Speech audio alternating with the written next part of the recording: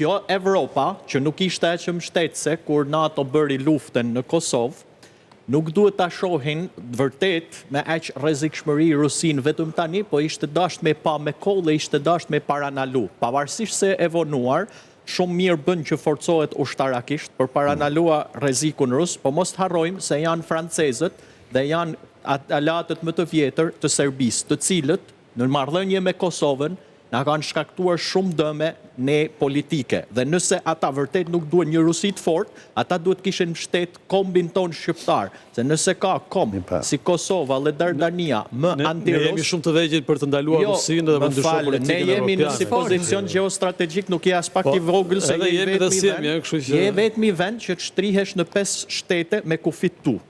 Pra në këtë kontekst, Franca, me që qenë kaq anti-ruse, se nuk kam shtet çështjen kosovare më fort. Shera parë, dhe unë jam habitur, shera parë, me Macronin, dhe të më certifikoj zonja bazë, shera parë që Franca po luaj një kartë, nuk them anti-ruse, po shumë të fort, pro-europiane, qoftë edhe, sepse në 100 vjet e fundit ka qenë, ashtu të theti, ka qenë e ke patur gjithmonë merak. A është retorik kjo kundër Trumpit atëherë, apo është, sepse francezët janë artistat retorikave, dhe unë nuk ja u besoj seriozitetin e tyre, se historia me fakte si e pohut dhe ju na jep drejt mos t'ja u besoj.